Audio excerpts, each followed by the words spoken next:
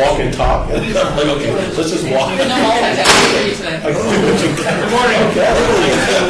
Call to order the July 25th, 2016 meeting of the City of Las Vegas Audit Oversight Committee. Have we been properly noticed? Yes, we have.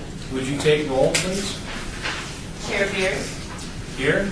Member Kaufman is excused, Member Headley, Here. Member Carroll is excused, Member Thornberry. Here. Thank you, we have a quorum. Thank you very much. We are in compliance with the open meeting law. At this point, we would accept public comment. During this portion of the agenda, your comments must be limited to matters on the agenda for action. Do we have any such comment at this point? Seeing none, I'll dispense with the rest of the rules. Move on to agenda item number 4, for possible action to approve the final minutes by reference of the Audit Oversight Committee meeting of April 25th, 2016. It seems like just yesterday. Motion to approve. Second. We have a motion to approve and a motion seconded. All those members opposed say nay. Motion passes unanimously. Agenda item 5 is discussion for possible action of the annual audit plan for fiscal year 16-17. Mr. Snelling? Thank you, Mr. Chairman. The City Auditor's Office audits from an annual audit plan. The plan identifies performance audits selected for the fiscal year. We audit in a cyclical 5-year audit plan. The City of Las Vegas has 13 departments and 6 offices. We plan to audit each of the departments and offices 2 times during the audit cycle. Thank you. We plan to complete 6 department and 2 office audits during the fiscal year 2016-2017, which actually is the current fiscal year. By way of background, we will determine the objectives and scope of the audit by identifying performance measures of the entity and selecting areas that present the greatest risk exposure. The plan allows for substitutions based on the mayor and council or audit committee requests. The plan allows for computer assistance on audits, follow-ups, investigations, and other miscellaneous activities. By approving this plan, the City Auditor's Office can initiate these audits without having to return to the audit committee to obtain authorization. And this completes my report. Thank you, Red.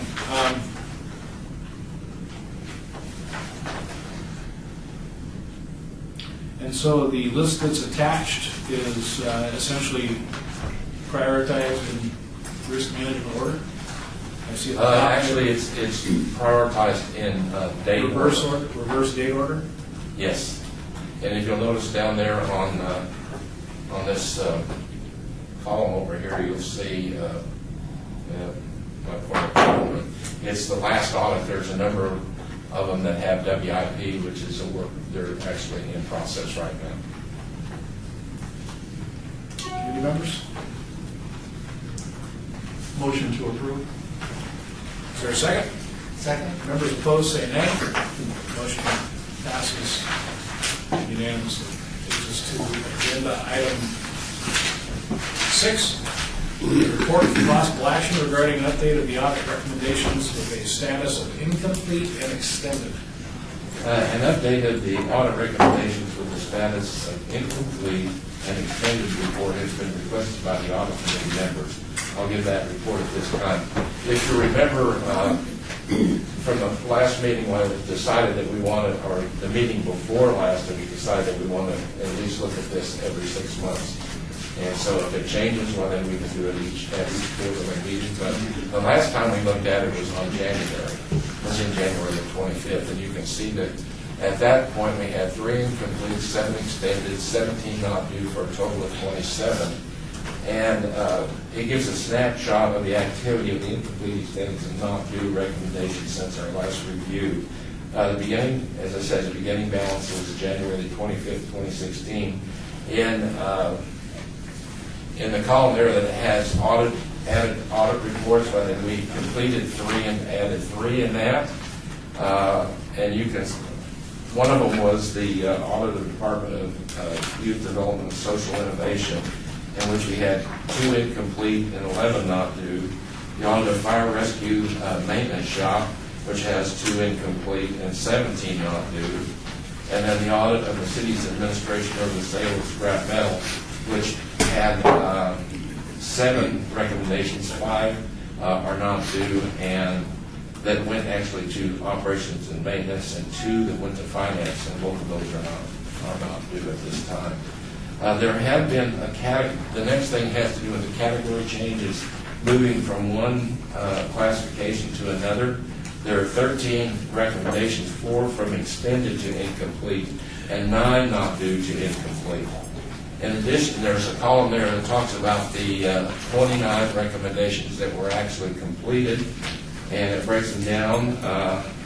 It does not break them down on this particular report, but I mean on this particular form. But 6 were from the Department of Youth Development and Social Innovation. 1 was from the Office of Administrative Services. 1 from the Office of Communications, and 5 from Operations and Maintenance. 2 from Parks and Recreation, 11 from Public Works, and 3 from the Office of Communications. If you remember, those are the 3 that we decided to close based on the report in the last committee meeting. This results in a net change from 27 to 37 recommendations, as noted in the slide, as of today in the audit committee meeting today. I'd like to go through the open and discuss the open recommendations with the status of incomplete and extended. If you look at this second table, well, then you can see by department where those recommendations lie. There are 9 incomplete recommendations, and as we review the recommendations, members from the affected departments and audit staff that worked on the audit are present to answer questions. We'll start off with the Department of Youth Development and Social Innovation. There are 7 recommendations that are incomplete related to this. That's the audit of Safe Key Financial Assistance Programs.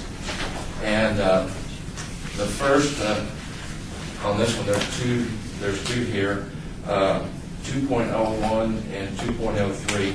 Both have to do with errors and inconsistencies in allocating FAF assistance, which that stands for the Financial Assistance Aid Fund.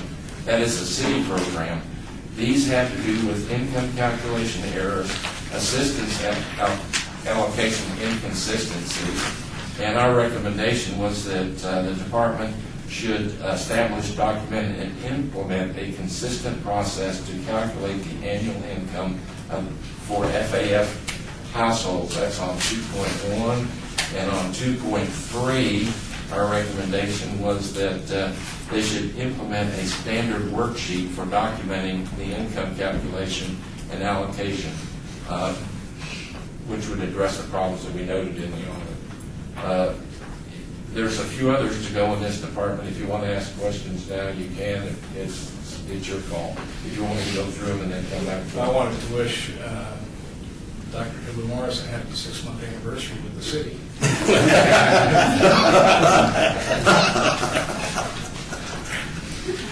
Could I get you to back up a slide there, Brad? Yes. And one more. You went one too far. There you go, right there. A slide seems the perfect medium by which to convey the category change line. Can you elaborate on exactly what that line is? That one concerns me the most. The category change? Yep. There shows 13 going into incomplete. From pending. Yeah. Is that, how many audits is that? That's actually recommendations that have moved either from extended or not due into an incomplete status. In other words, the due date has passed. So if someone, So that would be an area that managerially we need to focus on, I would think. yes, these are the ones that were either in the category of extended or not due, and then they moved into an incomplete status because the estimated date had changed. That passed. Had passed, yes. No, I'm sorry, not changed. You're correct, Mr. Chairman. It had passed. Do you have a separate list of those 11 new incomplete recommendations? Yes, I do. Or could you get that disseminated with your board members later today? I can do that. Okay. We'll do that. All right. Any questions? Board? This is Member Headley. I guess going along with this, even when we're talking about the FAF assistant, would 2 of those then have gone from not due to incomplete? Were those the first 2 that you talked about? Is that properly? Here comes somebody to bail you out. It looked like the due date might have been Carrying a huge bucket. March 31st. I believe it was one. And so then they would have fallen into this category of moving into incomplete. Yes. And my question really is, and I think it goes along with the slippage of the dates, is this going to be taken care of before the next school year starts? Is that maybe an important deadline, or maybe you could elaborate a little bit? Nancy Beebe, Senior Internal Auditor, I'm the one that performed the audit. 7 of the category changes did relate to this audit. They went from not due to incomplete. 3 of them related to the FAF program. 1 of them I'm going to go, the one related to the secure folder, I'm going to go over there and confirm that that's been resolved today. The other 2 relate to the income calculation. Those 2 relate to, we can't until the next fiscal year where they're calculating the income and allocating process, that can't be reviewed until we start the next fiscal year, which will be the next month, I believe. The last 4 have to do with the CCDP program, which is the Urban League program. It's my understanding that there's a consideration to discontinue this program, but there's one final meeting with Urban League this Thursday, which will determine which direction they will head. Okay. Board members? I think that answers my questions, that they did slip, but they are being addressed. And again, I guess the only other part that I want to make sure is everything going to be set for the next school year? Is this an important thing to make sure we fix before the school year starts? For the record, Lisa Moore-Sibler, Director of Youth Development and Social Innovation. Yes, so the ones that Nancy referred to that are already in place but just need to be tested, those are fixed for the school year. The CCDP, we were prepared and had a letter signed by our city manager to discontinue the CCDP. As you recall, last meeting, there were some concerns about even the amount of time spent on reconciling and whether or not it was worth it. So out of courtesy, we're going to meet with the Senior Vice President of Urban League to see if there's any way they can streamline that process and if we can also make the reconciliation match up with what the auditors have suggested is in our best interest as a city. And if we cannot, we will discontinue that and utilize the city's financial aid fund, which is what we have been doing. And so this will it will be closed out at that time. If we are able to resolve the issue with Urban League, then we will move forward and it will be tested at such time that we start taking applications. Does the FAF get loaded with a budgeted amount of money at the beginning of the fiscal year? It does, sir. Or is it variable depending on demand? No, it gets loaded with a preset amount of money. And currently, that's all safety, or is it split up amongst some other programs? It sounds like we're contemplating. Right now, Safekey has $60,000 of financial aid fund that's in our special revenue account. If we discontinue the Urban League scholarship, we will increase our financial aid fund using the special revenue account. By the amount of the By the absolutely, yes. expenditures historically.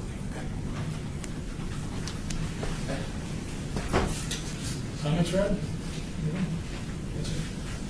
think that addresses, I believe, your questions. All right, thank you very much. There are still 2 incomplete estimates that we talked about. Yep. They relate to fire rescue and have to do with the audit fire rescue unit maintenance shop. And one of them has to do with lack of outsourcing oversight, and the second has to do with non-compliance with the city's refrigerant compliance plan. And once again, members of that department are here in case you have any particular request, any particular questions related to that. Is that the next slide? We haven't actually done it. Not over the yet. Yeah, we're down with these. This is Okay. what, All right. we go ahead and slide forward. One more. One more. Back one. Back, yeah, back one. That's, yeah, there we go.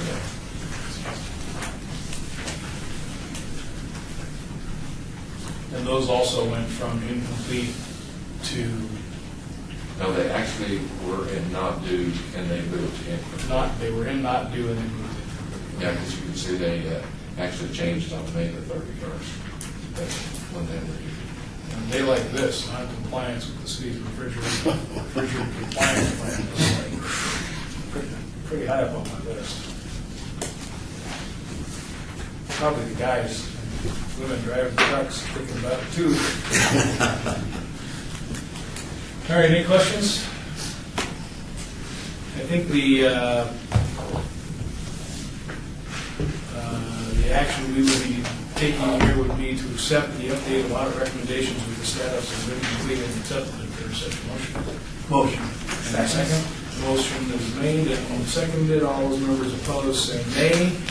Motion approved unanimously. And that takes us down to... We actually had two recommendations that are extended that we haven't discussed yet. Okay.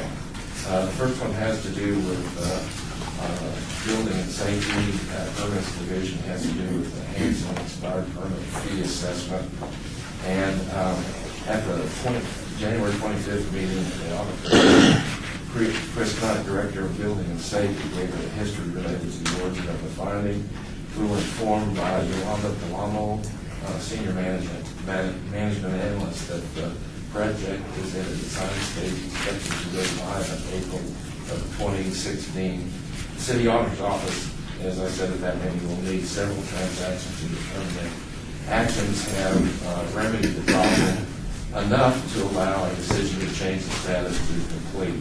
As you recall, permits expire after 180 days, therefore we will need at least 6 months of transactions from the time the system goes live. And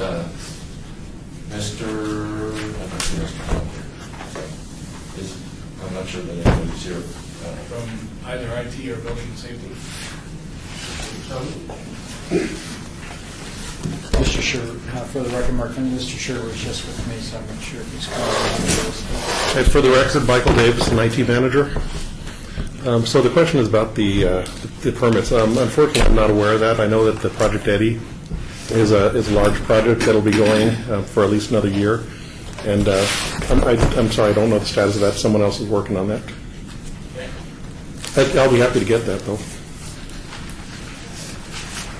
If you would like us to, then we'll find out if that actually, that the fix has been done. Yeah. And so that we can start the timetable when we can.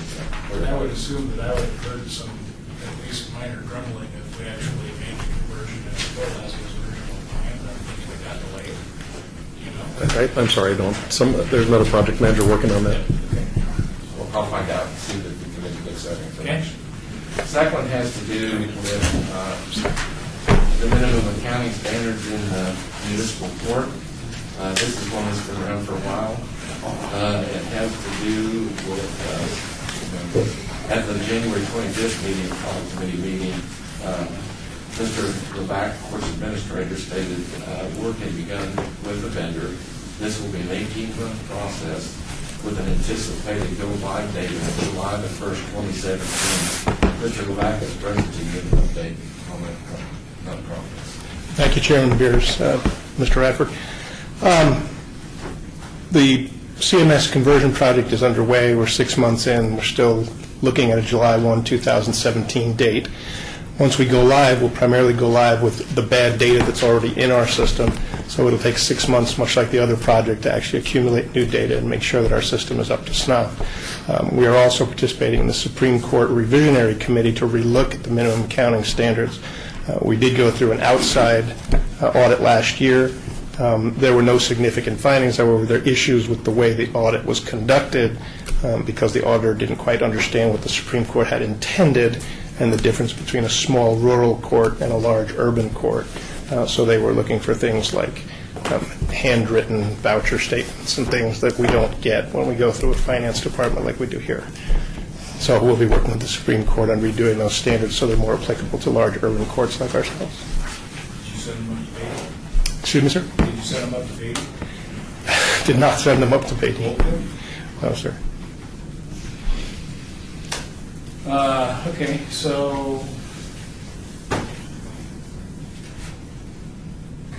if I'd known I'd have to have this kind of patience. I've gone into medicine.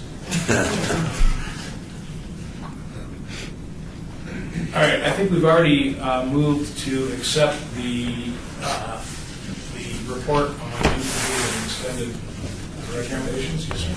Can I make a comment or a Please question? do. This is Member Headley. With all the information that's been provided here, this is now in extended? It was in an extended status, Okay. and it still remains in Okay. an extended status. So if we're looking at a revised due date, this would maybe be January 2018 at the earliest, That's correct, sir. to give enough information in the system to process it, to test it, and to be able to, but you would need maybe an additional 1 to 3 months even to test that data. So should we kind of table this so we don't talk about this Yeah, anymore? how can we Until update? we can get a progress update, but maybe we're really expecting this to be done April 2018? What's the process for updating the due date on the slides and on the elements? You tell us, Mr. Chairman, if you as committee tell us to. Well, but I'd like to continue to get quarterly reports. I do too. I'm just saying, I think maybe we could put due date, we can keep the original due date, but maybe parenthetically or something, make some type of notation. Category that- We don't expect this to be done until April 2018, to be finally Well, resolved. that's what extended is, right? That's It what is. the extended category It is. kind of is. The due date that's in there was probably it didn't start off in extended status, I don't believe. No. It's been a while ago, but at that time, it didn't start off in extended status. Once we got to that point, we decided we were waiting on something that was beyond the ability of the municipal courts to fix, because we were waiting on vendors, we were waiting on computer updates, so we moved it to the extended status so that it wouldn't keep showing up as an incomplete, which would give it even more attention. Right. We know that it's going to be a while. So I think, again, this member had, it's just noted somewhere that we're expecting sometime, pick a date, you guys mutually come up with a date, but it means sometime in 2018 that we would expect this. Because at that point, then it would fall into the incomplete category if it hasn't been done by that time. Or whatever, however you Could handle I it. make a suggestion? One thing is that we should probably keep an eye on that interim date where it's going to go live, because that's when the clock really starts. So we ought to at least keep an eye on that one also. If we make that one, then we might make the next one. But if we miss that one, we're sure we missed it. That's correct. Mr. Chair. Thank you. Yes. This is Assistant City Attorney Brian Scott. I think since there were additional things that were added after the vote was taken, you may want to rescind that previous vote and then vote again then to qualify those additional things you wanted. Voted on the prevailing side, I would move to rescind our last vote. Is there a second? Second. All those opposed say no. Motion passes. Is there a motion to approve the report of incomplete and extended audit recommendations as presented in completion, or if we're complete? Yeah, with the addendums, I guess she added with regard to certain dates. And Yeah, it would be the incompletes and mistakes. What's the motion? I second. All those members opposed, say nay. Motion passes. That takes us to agenda item number 7, discussion for possible action on the audit of file and rescue vehicle maintenance shop. Brad? Yes, Mr. Chairman, we've already kind of discussed that to some degree, but Gary Phillips was the lead auditor on this report, and he'll give that report. Morning, Gary Phillips, Senior Internal Auditor. This is a audit of the fire and rescue vehicle maintenance shop. The vehicle maintenance shop is located at the East Yard adjacent to Fleet Services Repair Facility. The shop has 1 fire equipment mechanic foreman, 4 equipment mechanics, and 1 parts technician. They are responsible for maintaining 94 fire and rescue emergency vehicles. First finding, the shop uses fleet management system RTA, or Ron Turley Associates. For Who's running the slide back up?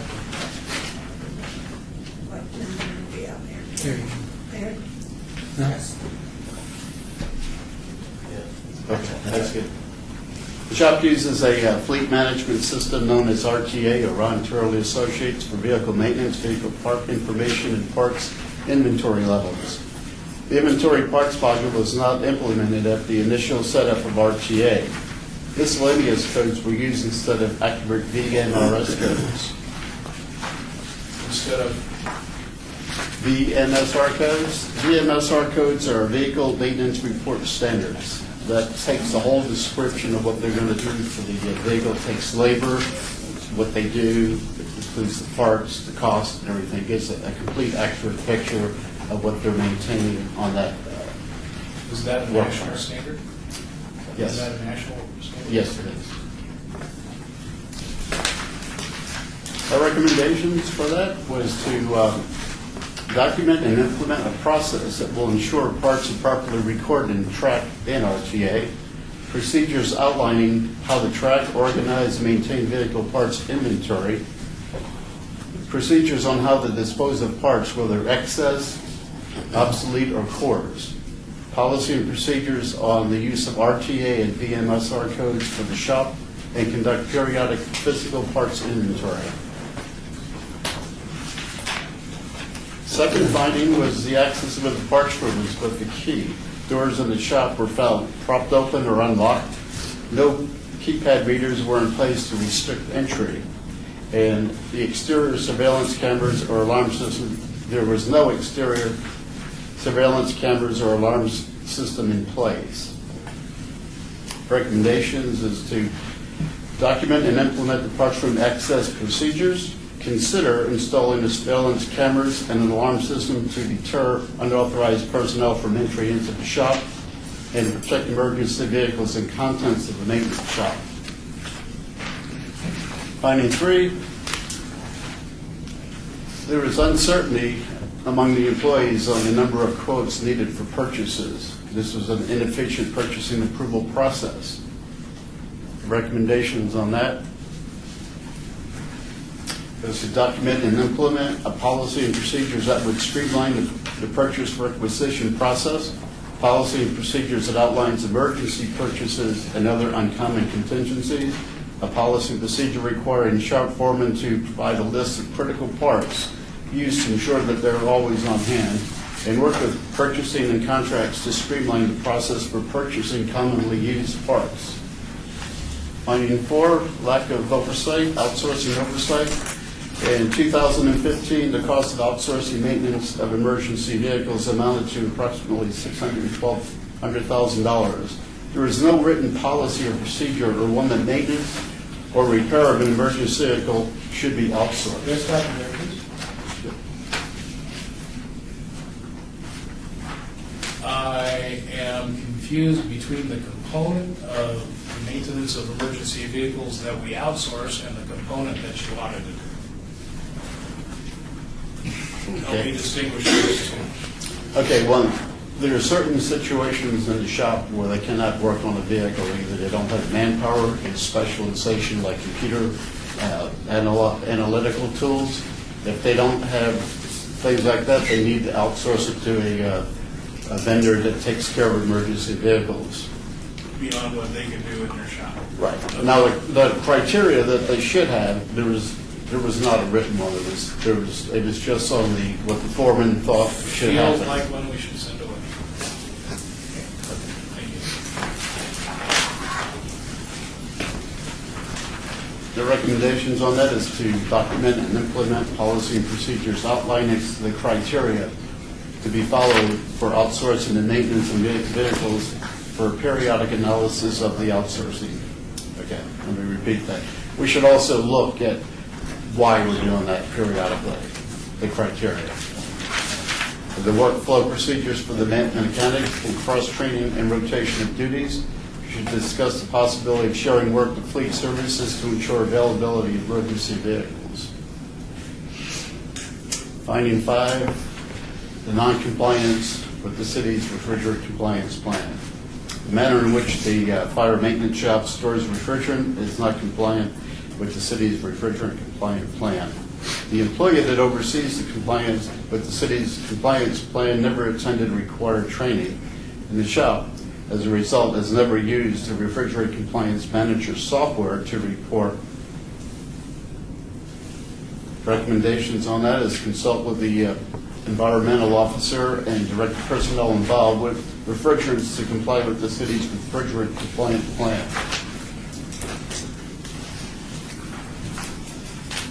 We'd be happy to answer any questions you might Happy anniversary to you, Chief.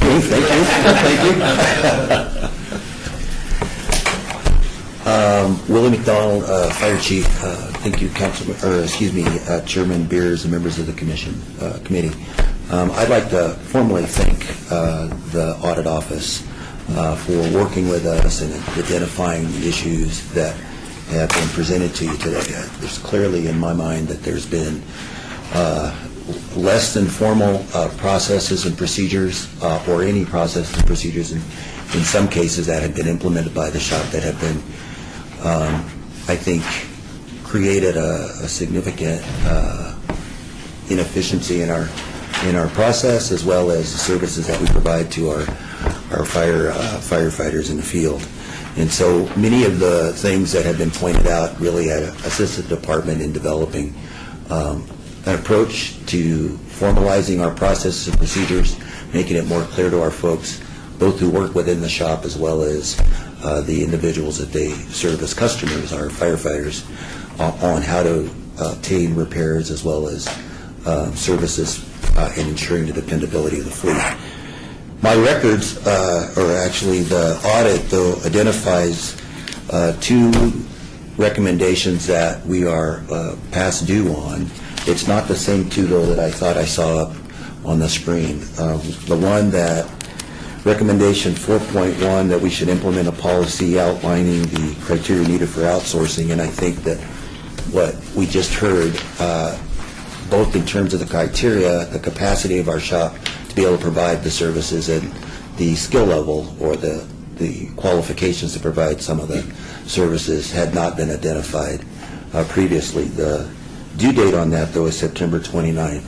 In the meantime, what we had identified, though, is an interim policy where the battalion chief that was responsible for the oversight of the shop had worked with the shop foreman to develop an outsourcing policy that all of the outsourcing activities needed to be approved through him.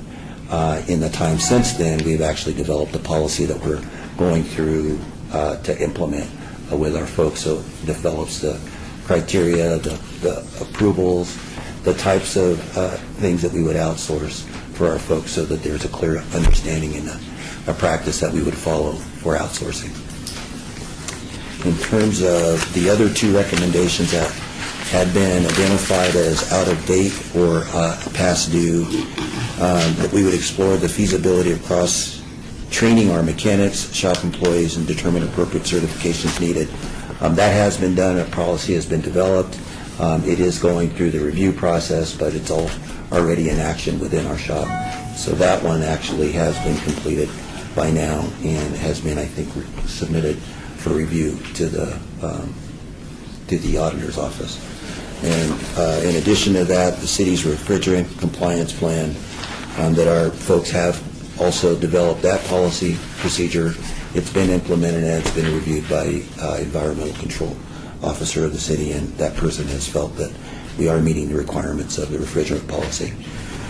We have additional, though, documents and policies and procedures that are going through the review process that I think are really important for our ability to provide services and to ensure that there is a standard practice within our shop. One of those is inventory control, that you had identified that we have lots of parts, we're not sure what they are, we're not sure how to dispose of them, we're not sure if we're getting the core value for the things that can be reused. So a policy has been developed for that. We're working also with City Fleet to have a review of the policy that they're developing, and the information of all of our parts now have been implemented in the Ron Turley Associates database, so that we can track and monitor the parts that we have, and we can improve upon the security of the inventory that we have there.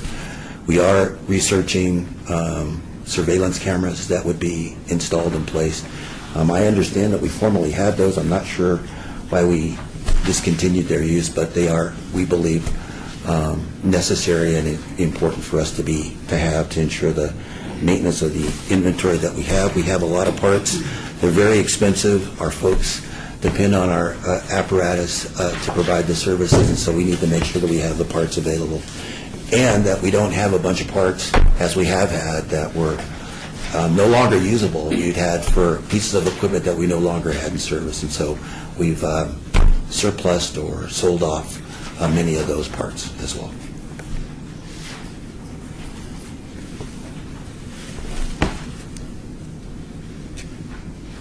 Committee members? Question for you. You addressed it in some of the responses, Joe Thornberry, Audit Committee member. In taking a look at it and reading through the survey, to me what stood out is kind of a leadership gap between the foreman and the chief that was responsible for managing that. And you're talking about putting policies and procedures in place. Who are you consulting with that to make sure the policies and procedures are adequate? Are you partnering with fleet services? In taking a look, it seems there's a gap between the administration and then the shop foreman. Who in the middle, without hiring someone for that role to kind of supervise those pieces, who are we partnering with to make sure that we're adequate? Because to me, in reading the report, there was some leadership areas with the potentially with the shop foreman and the day-to-day administration of the shop for not noticing this until the audit came in and found it. How are we addressing that? Chairman Beers, members of the committee, a couple of things that have been determined to be important for us to be able to address the issues that you had just discussed. Jerry Walker from our Operations and Maintenance Division, or Department, and I have been consulting on fleet maintenance and the assistance that can be provided by Jerry's folks to make sure that our inventory management plan is adequate and appropriate for us to be able to maintain our inventory. The use of RTA, or Ron Turley Associates database, to provide for a real clear understanding of the work and repairs that have been done on our units and equipment and the training that goes along with that. One of the areas where I think that we've had some challenge over the years is that we have had a rotation of folks that have been assigned to provide oversight to the shop foreman and the shop function, and so that's a concern of mine, and the reason primarily that we've been talking with city fleet maintenance to get some assistance. It's not an area in my mind where the fire department is an expert in this sort of thing, and so we really need to look to folks that maintain the city's fleet for assistance and guidance on how we would provide that service to our folks.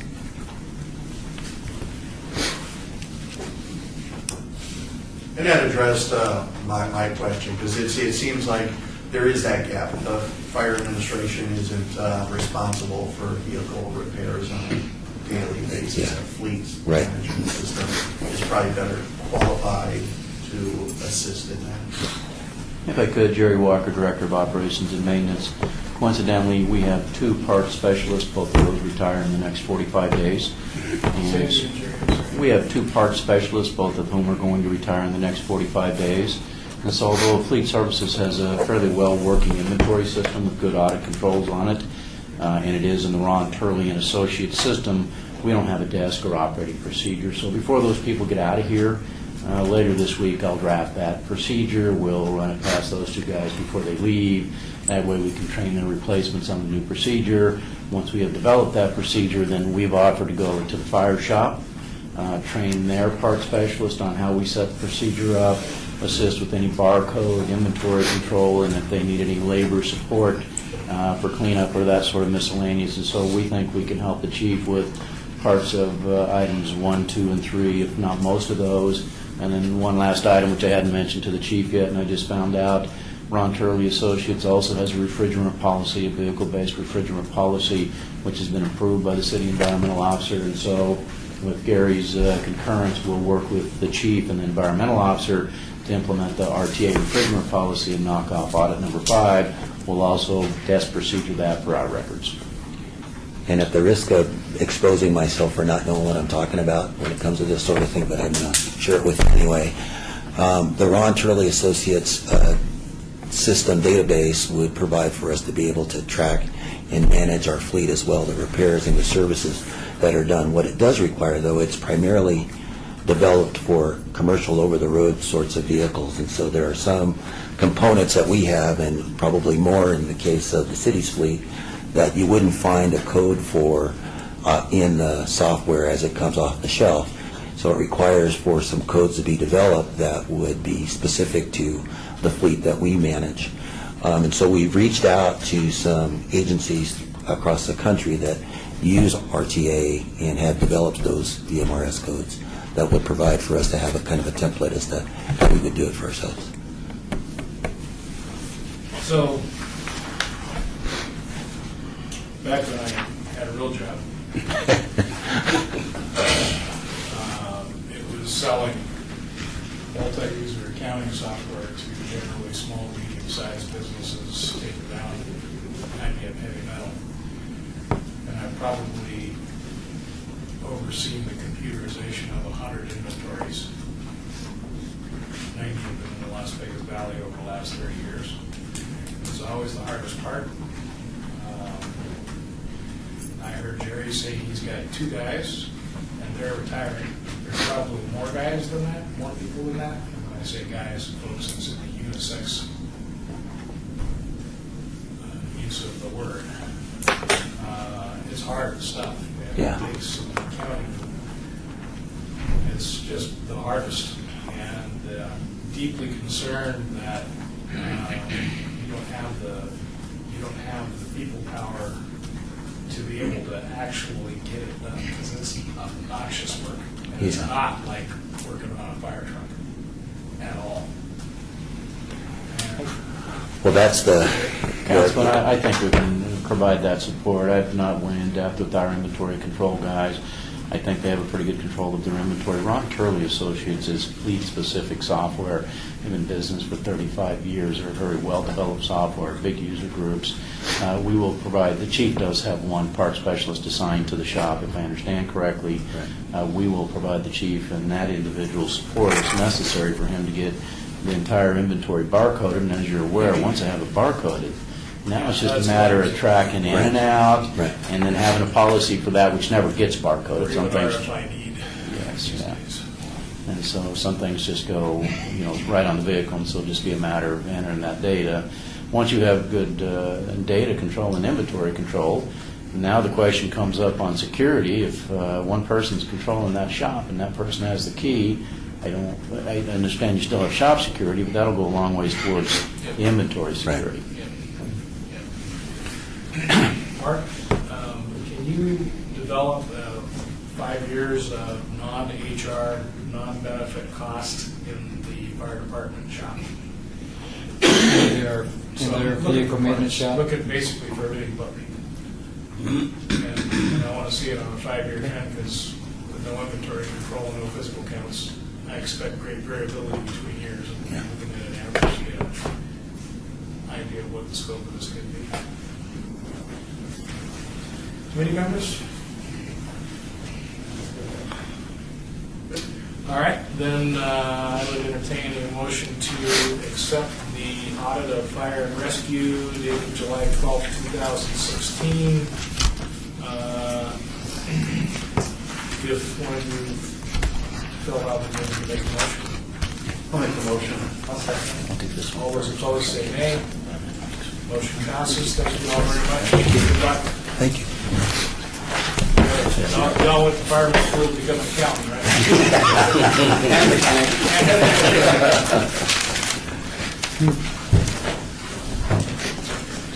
Okay, that brings us to our next agenda item number 8, discussion for possible action on an audit of the city's administration over the sale of scrap metal. Melvin? Thank you, Mr. Chairman.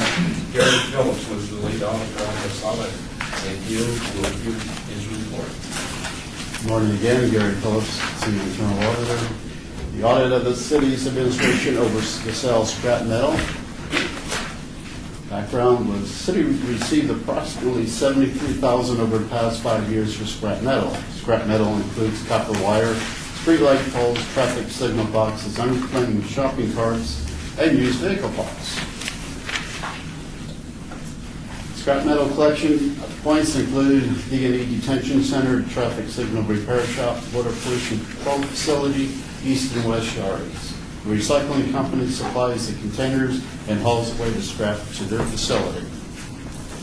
Finding one, we had lack of policy and procedures. City employees were unaware of the scrap metal process, the location of containers, and their proper use. Non-scrap metal was placed in these containers, and key contacts were not known.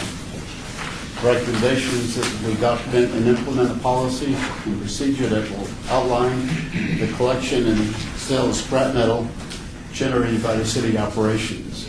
Distribute the policy and procedure to city employees and train employees as needed. Finding two, the city does not have a reconcile of payments received from the recycling company to pickups. In other words, when the check comes in, we really didn't know what it was for. We're looking at one of the recommendations, we'll discuss that. The recycling company documentation provided to the city is incomplete. The recycling company did not send the city payments from October 2014 through December 2015. Recommendations for this was document and implement a process for reconciling scrap metal pickups to payments received, evaluate increase separation of different types of scrap metal, and evaluate additional measures that can be taken to ensure the accuracy of payments received. Finding three, the agreement we had with the recycling company lacked the required audit clause. Also, the recycling company does not have a City of Las Vegas business license. The recommendations that would ensure future agreements with the recycling company include the required audit clause and require the recycling company to obtain the City of Las Vegas business license before doing any more business with the city. Be happy to answer any questions you might have. And with me is Jerry Walker, Director of O&M.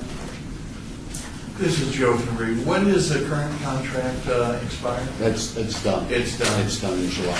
And are you in the process to renegotiating? No. Sherry Walker, Director of Operations and Maintenance. I'll point out for the record, City Operations and Maintenance has not been involved in the scrap metal process for approximately 4 or 5 years. Prior to that, Operations and Maintenance ran the scrap metal process at the city yards. A consultant identified a recommended manner of doing business in a better manner to assist in the scrap metal process. Upon that recommendation, the contract was entered into. And we were basically not included in that process anymore. We don't like the contract. We think that's what caused the problems. We don't like having the vendor on our site. There are indemnification and liability issues, and we're not making as much money. And so we're going to go back to the way we used to do this. And that means that we keep surface areas and concrete barrier rail enclosures, and the steel and the aluminum goes in that. And when we sell the metal, we call around to the 3 or 4, there are 4 entities in the valley, I believe, that do scrap recycling. We call a minimum of 3 and get bids, and that puts us in compliance with NRS, although we're not exceeding values. Once I have those bids, I get the bids for pickup and delivery. We found that delivery by us always generates another $10 to $15 a ton in profit. And so we load the material into our trucks. We haul it out to their facility, and that eliminates any business licensing requirements or any concerns with the fact you're trying to lift metal into their bins on site and that sort of stuff. Once we haul to their site, now we have weight tickets. Now I can reconcile the payment. Then we have them send the payment to us. We take our weight tickets, put those on a cover memo, take them down to the Treasury office. And so what I have for tracking purposes is an email from my superintendent to the management analyst saying, here's current pricing. I hauled this material to this site on this day. Here's my weight tickets. Here's my value. Here's my check. The value of the check equals unit price times weight tickets. Everything reconciles. Now we have an audit record, and all the issues of business licensing, indemnification, liability is all done. You're just sweet talking us. We're simple folk, it's a simple process. And we love counting stuff, so. Anyway, that's the, we want to be accountants, I'm sorry. We think accountancy is the pinnacle of professional effort. And so, we'll write a procedure up, and that procedure will say, that's how it works, and there'll be a sign, don't put your copper in here, don't put your brass in here, don't put your gold in here. Keep that in a separate pile. Well, we do get a fair amount of, there is some brass and copper. And so there are some other operations here. We will assist the Water Pollution Control Facility, and we'll take over for them so that we can do that in accordance with this procedure. We'll work with the Public Works Sign Shop and assist them. We'll work with detention and enforcement. And so this takes care of the 3 yards, the satellite, the east, and the west. And we, operations and maintenance, will control those. There'll be a big sign there that says, do not take anything from this pile, don't put stuff in such as refrigerators, tires, etc., and so we'll control the recycle. We will provide an option for anybody that doesn't want to work through our process, and what we'll do then is call out the requirements of the contract. If you'd like to enter into a contract, you can. This time, make sure it gets, you work with purchasing contracts and get it done correctly. You need a business license, identification agreement, liability, those sorts of items. And so there'll be an alternative process, or we'll support for the user groups as need be. With respect to the copper brass, it's the same process. You just keep that separate. And so if you have, 4 or 5 boxes of copper and you got 300 pounds worth, you follow the same process. You call and get the 3 prices. You haul it out there. You get a weigh ticket, and then you get the price back, or we'll do that for you. And then you have an email trail that says, here's my pricing, here's the calls, here's the weigh ticket, here's the general receipt. And so we anticipate having this one done fairly shortly. We'll coordinate with the user groups to make sure everybody's happy. So, Jerry, you're not proposing gentle incremental change? No, I sent an email to the vendor last week. It was less than politely said, get your stuff off the site. Any friction between the audit recommendations and the substantial change that you're planning to implement? I've got a couple of concerns from user groups, and so in order to, rather than explain the process, by the time I explain it, I can just write it. So I'm going to write it this afternoon, send it to the users, and we'll go from there. Okay. And of course, I've checked with those people that report to me. They love the process. The only question, it sounds like this is Member Headley, it sounds like some of the things are going to maybe change a little bit from maybe some of the recommendations, but do you still feel that the dates would be reachable? I think in some cases it's saying October, December. Dates are reachable. I'm going to move to get this off my desk within 30 days. Okay, wonderful. Then, if there's no additional questions from the committee, I would accept the motion to approve the audit of the city's administration over the sale of scrap metal. Motion to approve. Second? All members opposed say nay. Motion passes unanimously. That takes us to agenda item number 9. Thank you very much, Jerry. Thank you very much. Anybody else want to do an audit around here? Jerry, anybody else do anything around here but you? Just check. Agenda item 9, which is discussion for possible action on current audits and projects. This is my chance to answer that question. Yeah. Currently, the following audits are in process: building and safety, OIP inspections. That's Brian Smith, and it's in the reporting phase. O&M, sports park contract. That's Nancy Beatty, and that's in the reporting phase. OBD, parking services, that's Nancy Beatty, and that's in the fieldwork stage. OCA, contracts, that's Brian Smith, and that's in the fieldwork stage. OC, mailroom print shop, that's Brian Smith, that's in the planning stage. OC is, I'm sorry. Office of Communications. Thank you. And HR insurance, that's myself, and that's in the planning phase. And then some IT inventory, and that's mine, and that's in the planning phase. So that's where they're all hiding. Chairman Beers, if I may, Orlando Sanchez of the Stand. I think parks, sports park contract that goes under Parks and Rec, not O&M. Well, actually, the Red Snelling. I think that's in the real estate department. I think they're watching it. You know, it could Oh, be. the sports park, okay. Yep. Got it. I know what you're talking about. I thought you meant sports parks, okay, got it. You're right. Right, you're right. You're correct. Okay, sorry. You're both correct. Who's the politician? Just wouldn't want to give Jerry more room. Any questions from members? Okay, I don't know that that actually requires action. Brian, okay. Which one? No, you're good. Then that takes us to agenda item number 10, which is a discussion for possible future agenda items here at the Audit Oversight Committee. Comments during this portion of the agenda by individual members will refer only to the proposals for future agenda items, or Brian will get you. I'll suggest one. Okay, I'm sorry, Brian will suggest modifying your behaviors. No discussion regarding the substance of any such proposed topic shall occur, and no action shall be taken regarding the proposal lest be violated the meeting law. So, with that said, members? Can I make a proposal? This is Mr. Hedley. I noticed on the previous slide, I didn't want to bring it up then, but I noticed that RAD is performing a couple audits. Not that I think that's a bad thing, I think it's a good thing.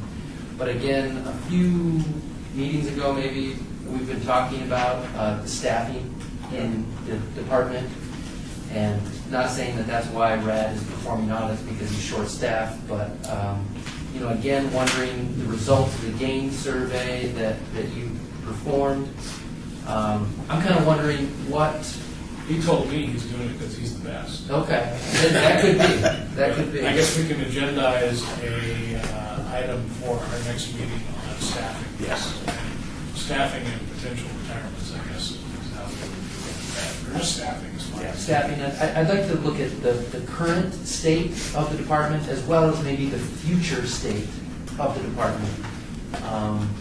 Maybe a proposal of what it might look like. Based on the results, whether we involve HR or not, maybe that just, I don't necessarily propose we involve HR in that, just add one more layer, but just from the perspective of the audit head and maybe what should be done in the future, things like that.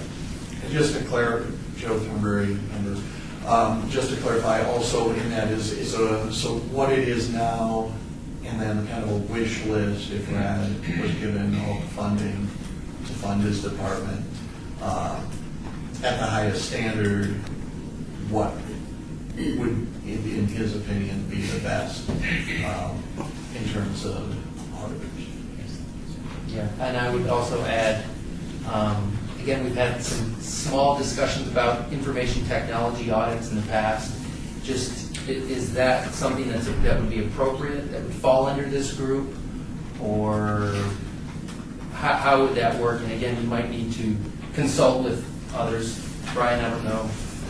It sounds, Chairman, it sounds to me that to be two separate items. Okay. One for RAD's particular department with regard to succession planning and how many in staffing and things like that, and then the second one on the IT issue. Well, the IT issue would be, I guess it could be separate, but if he needs an IT auditor, it's staffing. It's a staff. Oh, I got it. It's an IT auditor. Okay, I'm sorry. Okay, I'm sorry. So yeah, that would be the same. That would be the same. Would that be discussion. appropriate? Yep, that would. Does that fall under the purview? It would be. Of his. I know he had one auditor recently retire, so I know you may have some other issues as well. So yeah, that would fall in the same category. Just making sure you address all the different issues, right? Possible staffing. Okay, anything else? That's all I have. All right, thank you very much. Excellent recommendation, look forward to that. Agenda item 11 now is time for public comment. At this point, we're going to be listening to comments that are within jurisdiction of the committee, but not necessarily on today's agenda. No action may be taken by the committee, and no conversation may be initiated by a committee member in reaction to that public comment. Anyone wish to speak? In which case, we are adjourned. No gavel? No gavel?